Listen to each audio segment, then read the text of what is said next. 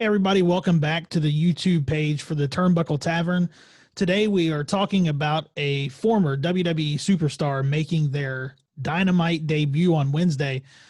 Before we get into that, make sure you guys click on the link in the description below. Subscribe to the YouTube page. Subscribe to our podcast. You can follow the link to our podcast page where you can subscribe, rate, and review. It'll take you to our social media pages and also our Pro Wrestling Tee store where you can get one of our shirts. Click the bell for notifications, but let's get right into that let's talk about this major WWE superstar making their debut. Yeah, Rusev came in. He's no longer Rusev. He's Miro.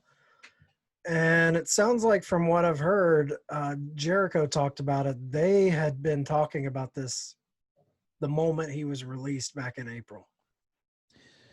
Yeah, that's what I heard. And that's a little surprising because honestly, he threw me for a loop. I didn't think he was talking to anybody because the date came and gone. We saw debuts from everybody. Cardona waited a little bit, but that was only because they were taping.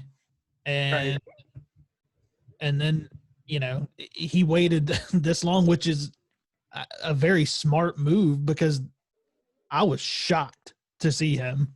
I was too. It came out of nowhere. Yeah.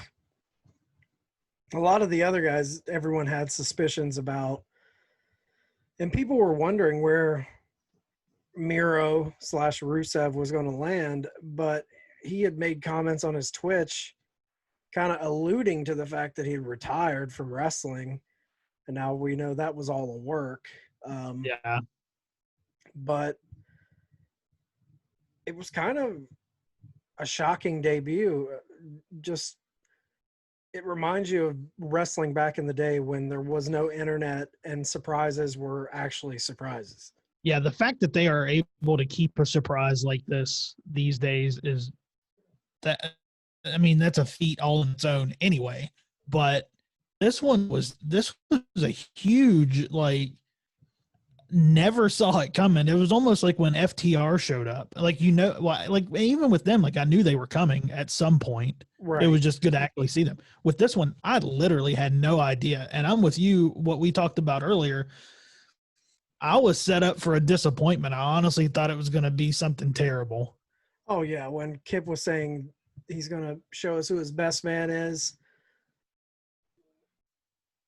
the WWE fan in me was expecting a person on the roster to come out maybe repackaged. Yeah. Or maybe a person on the roster we haven't seen a whole lot on Dynamite. So I wasn't expecting some gigantic surprise, especially coming right after All Out. I'm like, if they're going to do it, they've probably done it at All Out. If it was going to be huge, but I didn't expect a whole lot. Yeah, and I think now my question is, though, how do they book him? Where does he go from here? Yeah, that's really hard because he didn't come in on an angle. He didn't come into a feud. Right. And the guy he came in with doesn't have a storyline on Dynamite. So yeah, you really don't know what they're going to do with this. I think he's going to go ahead. I think he's going to be in a top. He's going to be feuding with a top guy. Yeah. And, outside of, the AEW championship, I mean, I don't think he goes straight into a feud for the TNT title against Brody. No, he seems like he's going to be a heel. Yeah. So what baby face is he going to throw himself in with? Yeah. I mean, I want to see them push him into a big storyline. I mean, do you think that at first, does he team with Kip for a little while and then they see where it goes? Or I don't know. I wouldn't have them tagging. Yeah. There's no need for it. No, I think you got to throw them into their own. I mean, they could be coming out together and stuff like that, but I would rather see them get involved in singles feuds. Yeah. Yeah, honestly, one thing I'd like to see, I'd like to see Wardlow turn face and see Miro and Wardlow go at it. Yeah, that'd be a good one. Two big dudes. The first person that came to mind, not from storyline or anything like that, but just like to see a good long term feud from a match level. I want to see Miro and Kenny Omega. Yeah, yeah. A big, powerful guy against Kenny. I just think that the possibilities of those matches are very enticing and exciting. Oh, for sure. And I think, you know, I think not out of the realm of possibility down the road after Kenny does his, you know, finishes his heel turn. Right. Because I think we're getting right into that. But yeah, Jericho actually commented on Miro coming over on his Saturday Night Special podcast and said, I've always been a fan of his. He's another guy who, for whatever reason, fell through the cracks in WWE, and they're going to regret letting him go. I think that's pretty spot they will. on. I think, I mean, out of all those releases, he was by far the biggest name that they let go. Yeah, and he has not only like he's got the body, you know what I mean? He's got that Vince McMahon body. He's a big guy, but he's not some slow lumbering guy. The matches he would put on, I loved Rusev matches. I thought they were great. I'd like to know what the deterioration was between the relationship of him and McMahon. Because at one point he was getting pushed super hard. Yeah. And I don't know why that dropped off. No. I mean, was it contract negotiations? I mean, I just don't know what it is, because at one point he's coming out in a tank at Mania. Right, and then the next moment he's having to watch his wife make out with another man on live TV. Yep, and spends half of a segment inside of a cake. Yeah, something happened where Vince got bored with him. Yeah. And just, I don't know if he expected something that he felt Rusev didn't give him or what, but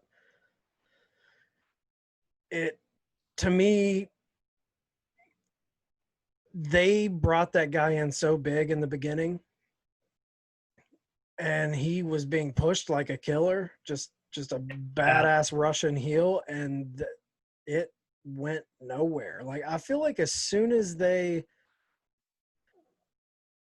got rid of Lana, the original package, when it wasn't her speaking Russian, when they lost that, they lost something. And even after that, he kind of came back with the Rusev Day, and they just buried it.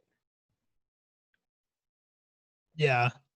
I don't know. I have no idea what happened with it, but I'm excited to see him in AEW, and I'm kind of looking forward to seeing what they do, you know, how they book him. And that's one thing I like about AEW's booking.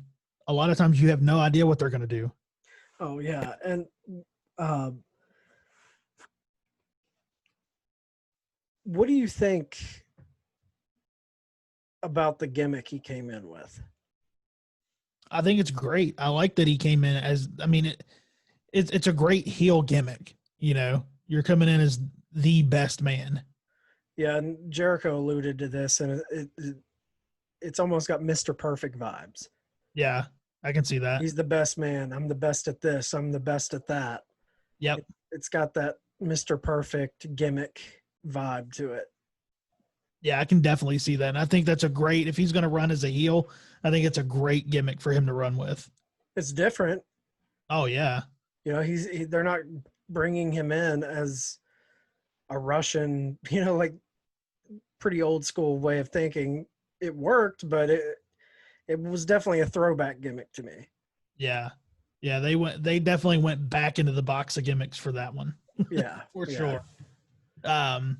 Let us know in the comments how you would like to see him booked in AEW. Would you like to see him would you like to see him booked as a face? Would you like to see what program do you want to see Miro go into? Leave a comment below, and we'll be back with you soon with new videos.